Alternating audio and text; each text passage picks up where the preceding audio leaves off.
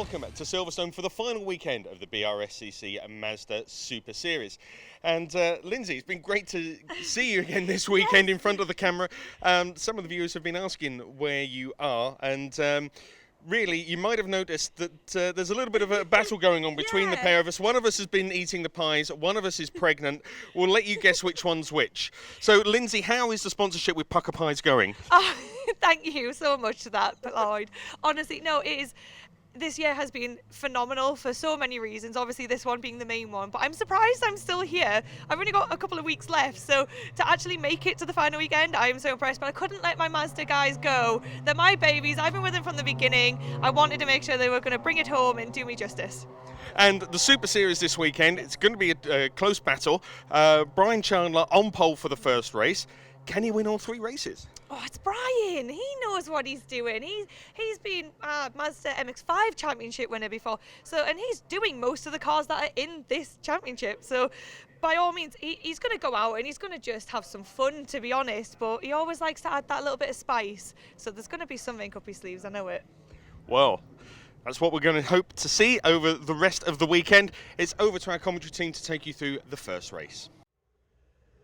Thanks, guys, and best of luck, Lindsay, to you over the winter. Hopefully we'll see you back again at the racetrack next season. Well, for the final time this year, the MX-5 Super Series is about to burst into life with Brian Chandler and Joe Marshall-Burks on the front row together, Matt Pickford and James Cossins sharing row 2. Then Patrick Collins and Jeremy Cook, the two Kells, Darren and James, share the 4th row, ahead of Clyde Powells and Simon Fleet. Declan Lee and Adam Rowlandson are on row 6, Simon Hutchings and George Grant on the 7th row, ahead of David O'Reilly, Javier Brook, Liz Walton, Russ Lindsay and Jim Hart to round out the 19 runners. Just as we saw at the end of 2018, the final round of the championship is arguably the best supported with a 19-car grid here, set to do battle on the always entertaining Silverstone International Circuit. Big grid of cars, the final meeting of the year about to get underway. Then the lights go out, away we go, and a good start made by Brian Chandler from the outside of row number 1. He looks like he'll get the lead down to the first corner. Good start initially made by the blue car. That's James Cossins making his first appearance of the year. I think he will just have to settle back in line in 4th, and there the two Kells. The orange number 3 is Darren Kell, father Kell, ahead of his son James, the green car behind. Good to see those two back out here at the end of the year. Into the first braking point, then into the right-hander at Village. Chandler leading the way, James Kell around the outside, then battling away with the silver number 77 of Jeremy Crook.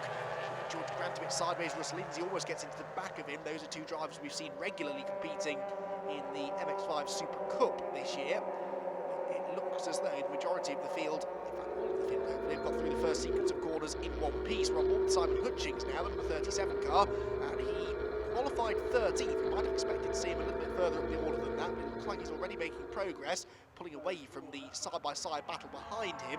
Speaking of side-by-side, Matt Pickford challenging Joe Marshall-Burks here around the outside at Stowe Corner. That's a brave move to make, but if he can hang on around the outside, it buys him a ticket to the inside of Vale, and that's exactly what he's done. Pickford's gone through into 2nd position then, and Joe Marshall-Burks, who, if memory serves, we last saw out at the season opener at Brands Hatch on the Indy circuit at the start of the year, is demoted down to 3rd position on his return to the MX-5 Super Series.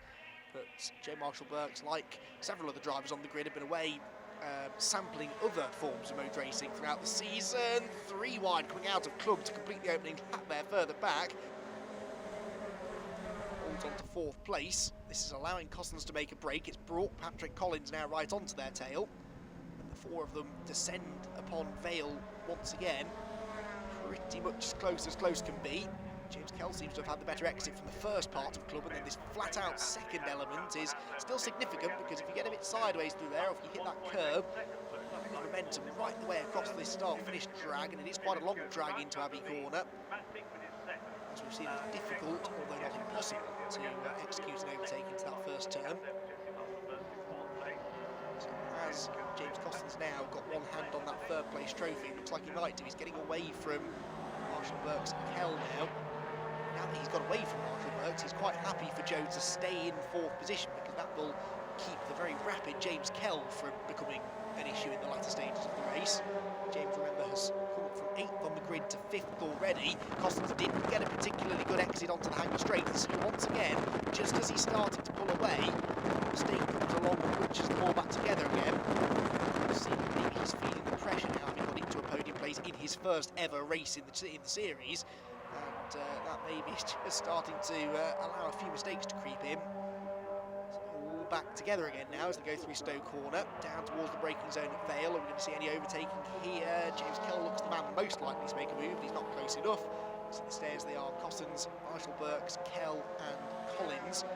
3rd, 4th, 5th and 6th respectively then. Out of Club Corner. Brian Chandler, by the way, still leads the race from Matt Pickford's 2nd, and that gap is just starting to creep up a little bit now, so it looks as though Chandler has more or less got this one in the bag. We're on to the final lap of racing now as well.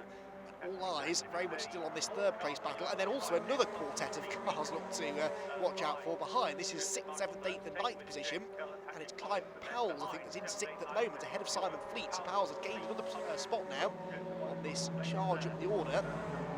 Clive Powell's ready to start. He started 9th, so he's gained a few positions. Simon Fleet then right behind him, then number 37, which is Simon Hutchings. At the back of the group now, don't they? I think it's 77, isn't it? Jeremy Crook, who has been one of the big losers here, having started 6th. He's now towards the tail end of the top 10. Great scraps raging here right the way through the order. Nice to see, as I said at the start of the race, a big grid of cars this weekend for the MX-5 Super Series. This, though, is the man at the front of it. He was at the front of the grid, and he's about to be on the top step of the podium. Brian Chandler coming through to take another MX-5 Super Series victory. This time, it takes place at Silverstone. Out of the final corner he comes, and having withstood that early pressure from Matt Pickford, Brian Chandler is able to get the race victory, but not by a huge margin, it must be said. 2.1 seconds in the end is all that he had in hand over Matt Pickford in 2nd position, and they're about 10 seconds or so ahead of that 3rd place squabble. Here is confirmation of how that finished then, with Chandler the winner, 2nd place going to Pickford, 3rd position for Cossins, and Marshall Burks 4th, with Kell 5th and Collins 6th. They stayed as they were. Then it was Powell, Fleet, Crook and Declan Lee, because Simon Hutchings was given a 12-second time penalty, a driving standards penalty after the race. That dropped him down to 12th position on the final result. Liz Walton rounds out the field. All 19 starters, though, got to the end, and it was a really, really good race from all of them. Brian, congratulations on your win. Looked like you were getting a bit lonely out there at the front and slowing down to let Matt catch up, have a bit of fun. I wish. No, he was right on my bum. I was actually surprised. I kind of thought that I would go away, and he just stayed there lap after lap after lap. Yeah, I almost thought that he was going to have me, which I wouldn't like in my garage. But yeah, he drove really, really well. So yeah, he done good. With the cars ready to go out for the 2nd race this weekend in the BRSCC Mazda MX-5 Super Series. Brian Chandler starts on pole position, but the conditions out there this morning are going to be very tricky.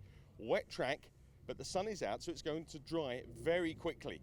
Who knows what setup these guys are going to be using today. It's going to be interesting to see what happens, particularly if Brian and Matt Pickford's battle continues from yesterday.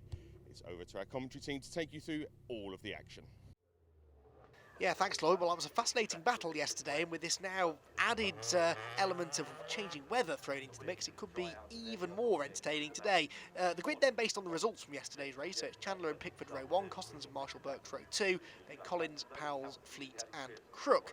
On the 4th row, Declan Lee and Darren Kell share the 5th row ahead of Simon Hutchings and George Grant. Adam Rowlandson and David O'Reilly are next, then Russ Lindsay and Javier Brook, whilst Jim Hart, Liz Walton and Cameron Thompson round out the field. Cameron Thompson being a new addition then in that number 5 car for the 2nd race of the weekend. So ready then to go racing once again here on a damp Silverstone International circuit. What's going to happen? Who will come out on top in these slippery conditions? Who's got the best setup? Who's got the best confidence in the wet? Well, let's find out. 20 minutes of racing get underway. With a good start made by Chandler again from the outside of row 1, and James Cossins is away well once again in that blue car, going to the outside of Chandler for the race lead into the 1st corner. Surely that won't work. The grip is on the outside, but he has to settle in line in 2nd place. That means that he's got himself ahead of yesterday's runner-up Matt Pickford already, who is busy fending everybody else off in 3rd position. Cossins alongside Chandler for the lead into the braking zone at Village. He still can't quite go around the outside. Pickford's got 3rd, then Marshall Burks forward. George Grant into a spin through the right-hander. Contact presumably from somebody behind. Didn't quite catch who, but he's left, well, not pointing the wrong way, but stationary and possibly with a stalled engine. On board with the race leader, though, looking back at James Cossins, who showed potential for race-winning pace yesterday, and now this morning is looking to try and deliver on that. He's almost pushing Chandler down the Hanger Straight, but James Cossins, with significantly less experience than Brian Chandler, is he going to be able to use the wet conditions to his advantage to find a way past? Well, we'll have to wait and see, I suppose. There's Joe Marshall-Burks. He's got Clyde Powell's up the inside and a sideways Patrick Collins in front of him, and that might allow Powell's past the pair of them. How did that one settle out? This is for third place, and no, fourth place, I think I'm right in saying, and it's Marshall-Burks, I think. Hard to see, isn't it, with the low sunlight this morning glinting off the wet circuit. But yeah, Marshall-Burks has got fourth, Powell's fifth, and then Collins, and then James Cossins, is that not? So what's happened to James? Because that's the number 24 car, I think. No, it's Simon Fleet, excuse me. It's the other pale blue car. So Simon Fleet is where he should be. James Cossins is also where he should be, which is towards the sharp end and getting away from the rest of the pack now, those top two. Pickford third, then Marshall-Burks, Powell's, Collins, Fleet. The rest all streaming through behind.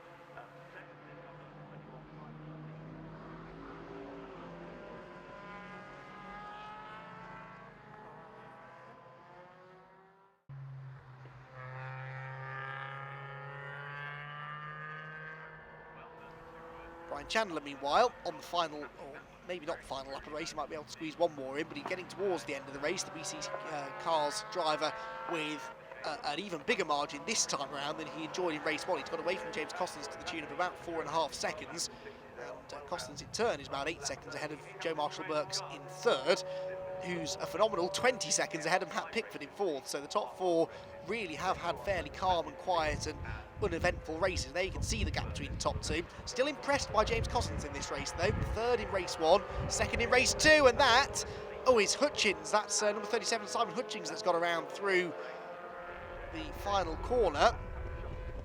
See whether that was contact induced or whether it was self-inflicted, but either way that will cost him positions because he was only just in front of the Darren Keller Declan Lee pair, so he'll lose at least 2 places, maybe another one to David O'Reilly.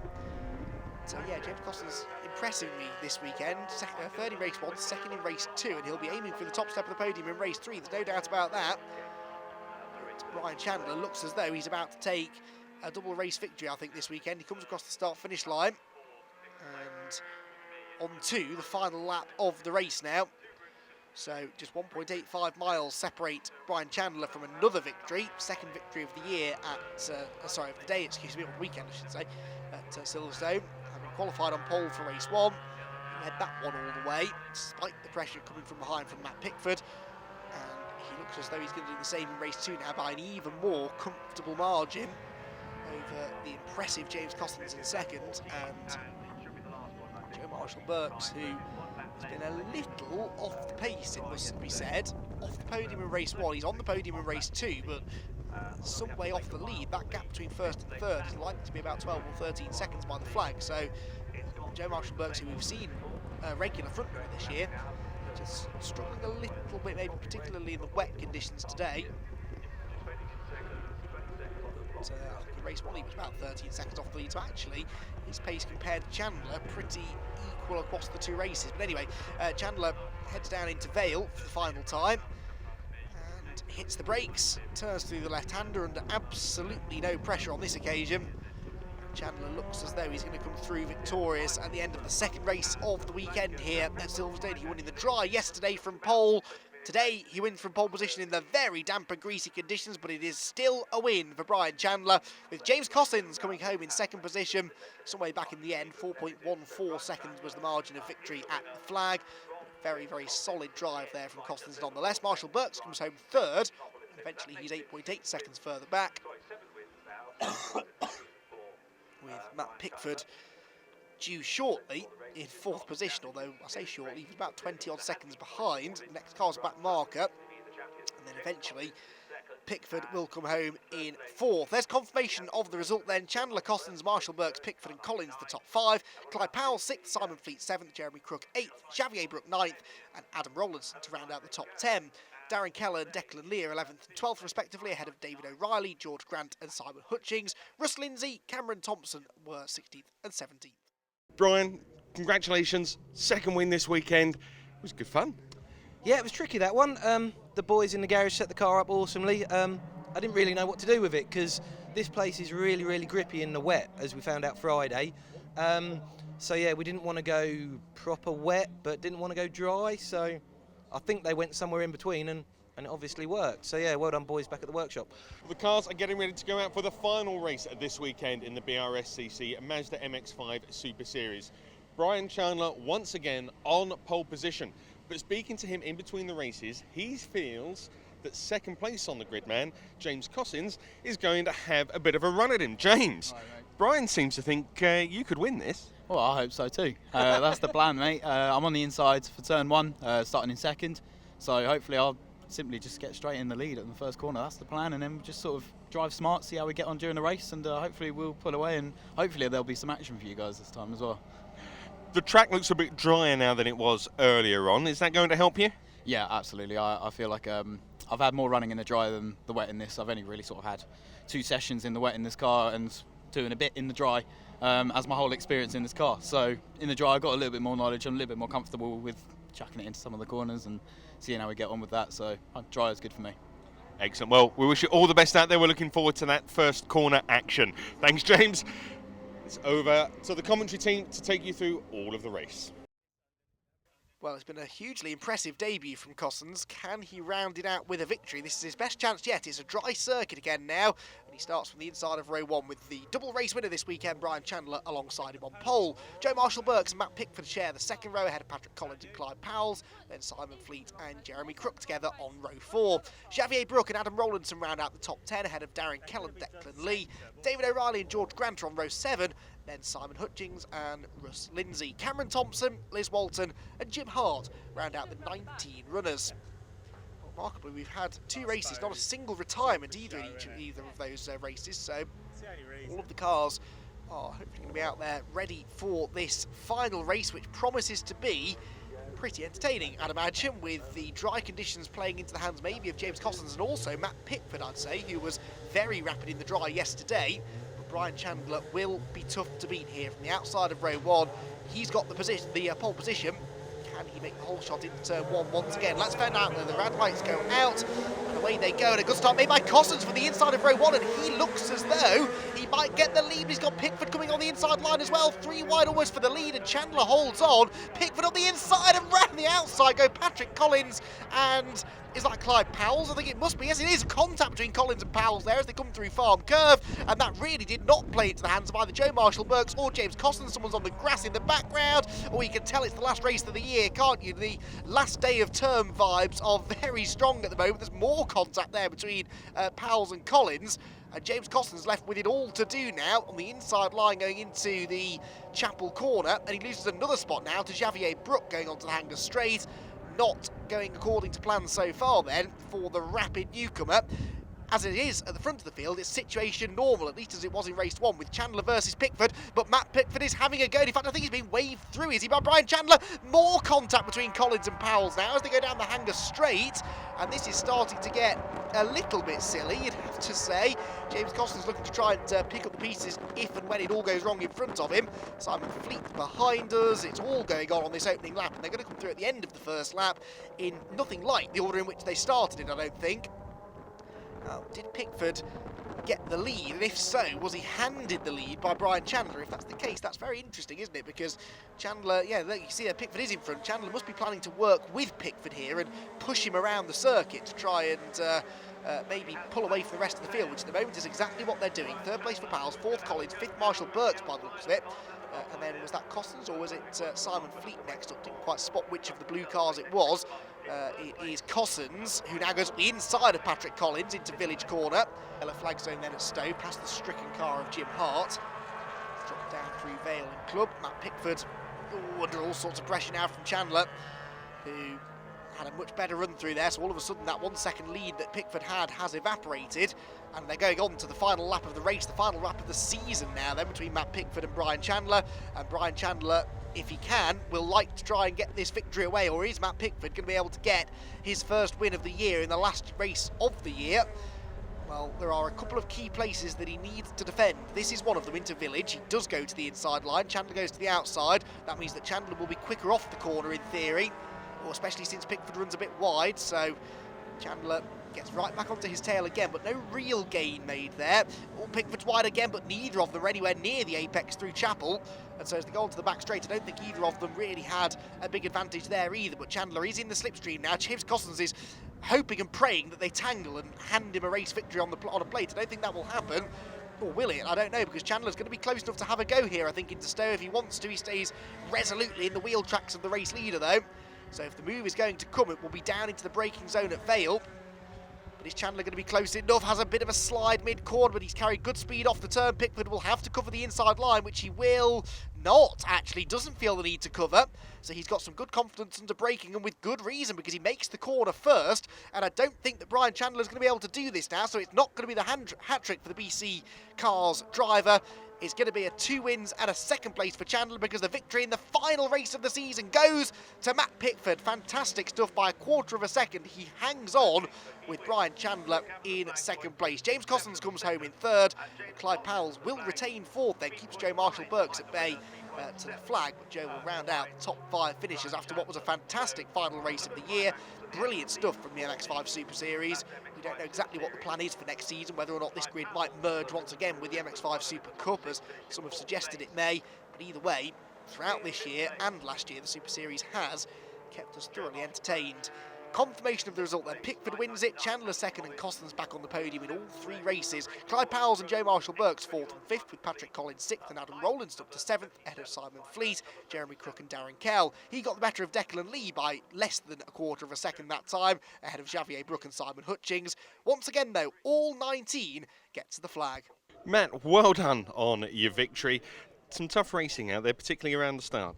It was. I got a great start. P4 in this place is a great place to start from, because it actually puts you more close to the wall and gives you that great line for turn 1. So I think by turn 1 I got a great start and was in P2. I took Brian going into, I think, the complex up at the top. He quickly got me again, but I just stayed in his toe. And yeah, it was very close. I think we managed to gap the field quite a bit. And then towards the end, he missed a gear going onto the hanger straight, and I just got the toe and got past him. So that was great, great opportunity.